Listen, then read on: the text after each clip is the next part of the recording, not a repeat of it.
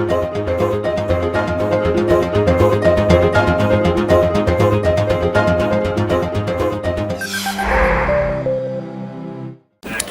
markets in Europe are trading higher this morning with the UK's FTSE 100 index currently up around about 46 points. The Euro Stoxx 50 index higher by 21 points, and the DAX in Germany outperforming all other regional European indices, currently up around about 79 points. In the FX space, we have a somewhat softer US dollar, a stable euro, very range bound for the euro currency these days, and a somewhat stable yen after yesterday's strength. The yen has taken a bit of a leg lower, but it is kind of steady at the moment.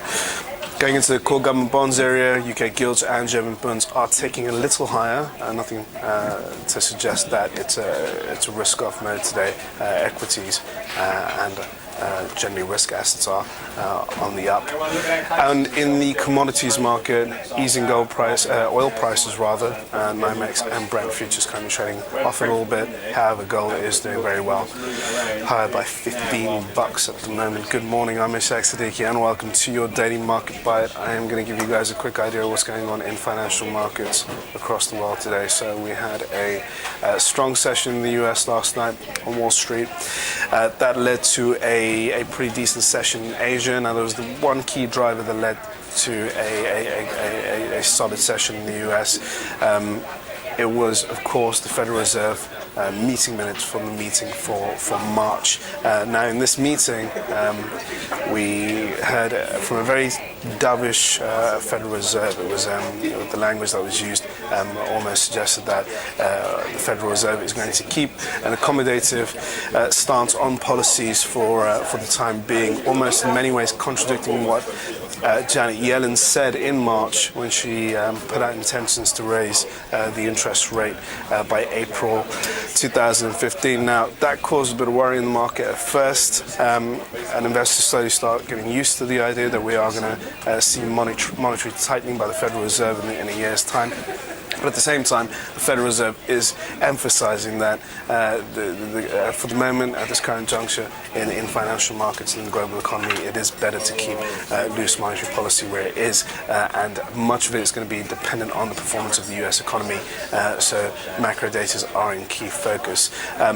Also, at the same time, we had the start of a pretty decent US earnings season with numbers out from Alcoa on Tuesday night that led to generally a risk-on sentiment around miners and commodities yesterday, and that's ahead of more company earnings coming out from the US. Tomorrow we have JP Morgan and Wells Fargo. At the same time, the US tech sector was in a bit of a respite after 3 days of consecutive losses, and that was in the previous session.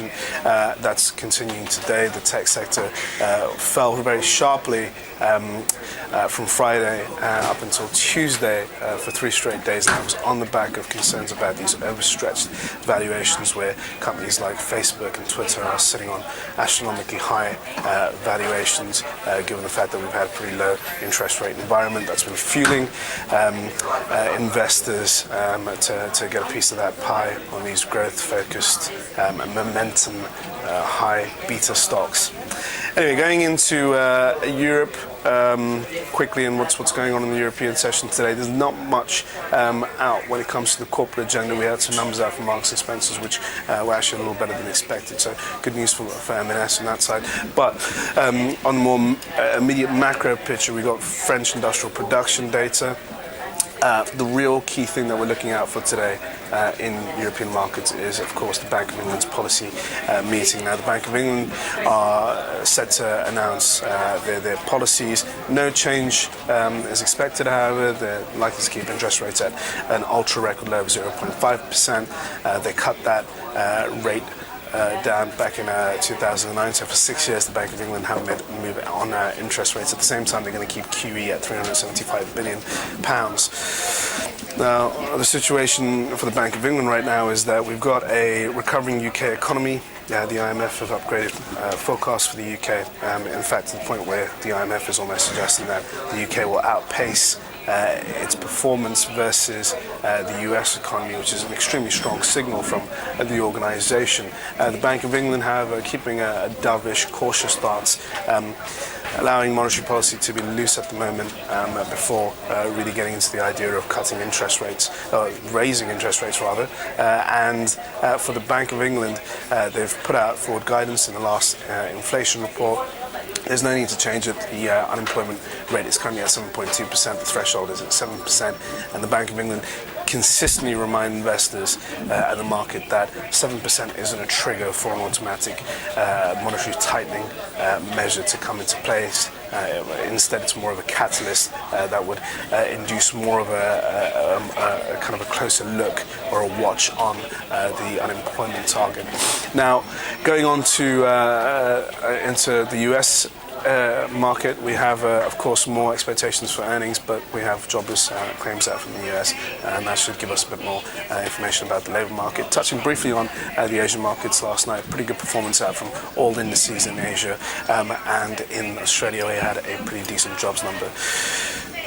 That is all for your daily market bite. Thank you guys for watching, and I will see you all tomorrow. Cheers.